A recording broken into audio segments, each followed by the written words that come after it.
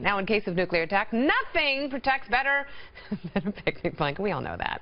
And that's important because over in Russia, Vladimir Putin is apparently getting ready for World War III. Now, we've been told the Ruskies have been upgrading their bomb shelters, retesting gas masks, and moving the nuclear missiles all around just in case. Now, a few weeks ago, they apparently even held a civil defense drill involving 40 million people. That, coupled with reports that the Russians have also been meddling with our internet and maybe even our election. And you get the point. Things between us and Moscow, they haven't been this bad in decades. Sleep tight, Mitt Romney. Your 80s foreign policies come back to bite the president in the arse. Fox News national security analyst and a member of the National Security Advisory Council for the Trump campaign. She's here, KT McFarland. Hi. Welcome back, KT. Pleasure. So tell me about these Russian civil defense drills. Should we be worried? Yeah, it's not just that. I mean, it's as you point out, it's that potentially hacking of the election and the internet. It's the Russians are moving nuclear weapons into Kaliningrad, which is the Baltic Fleet. They're taking the ships, Russian ships, and they're sailing through to the Mediterranean to get involved in the Middle East, probably an attack against Aleppo. And they're also modernizing their nuclear weapons, including a humongous new nuclear intercontinental ballistic missile.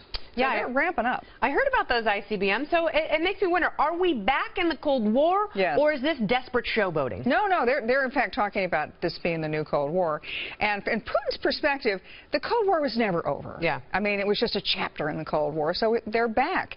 And why are they doing this? I don't think the Russians want to have war with the United States any more than we do. Yeah. But I think Putin wants to take advantage of the situation. He sees a weak, lame duck president. He's going to grab while he can, knowing there'll be no reaction. Yeah. In part, it's payback for he thinks we did all those terrible things to him, so it's payback to that. And I think he's also got a domestic problem because their economy is headed in bad places. Yeah, then gas is cheap now. Yeah, and it will never go up again. Oil and natural gas prices are never going to go up again because of fracking. So Putin's one export, oil and natural gas. Yeah, and isn't it interesting that Russia's been behind a lot of these anti-fracking campaigns? Sure, of course. Not because they're environmentalists, but because they want to kill our fracking industry because they want the prices of oil and natural gas to go up. Yeah. Because their income has fallen by 50%. All right, so what happens with the next president? Like, let's say you are now advising Donald Trump.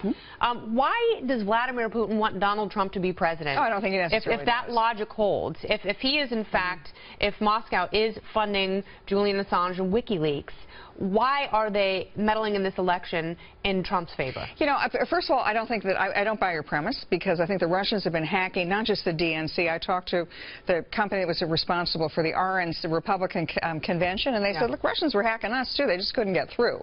So I think part of it is that the Russians they got a plan for whoever wins the election. Yep. And I think what they're trying to do is say, look, we can do this to you. We can scramble around with your elections. Yep. We think you did that to us with Ukraine. We think that you did that to us previously.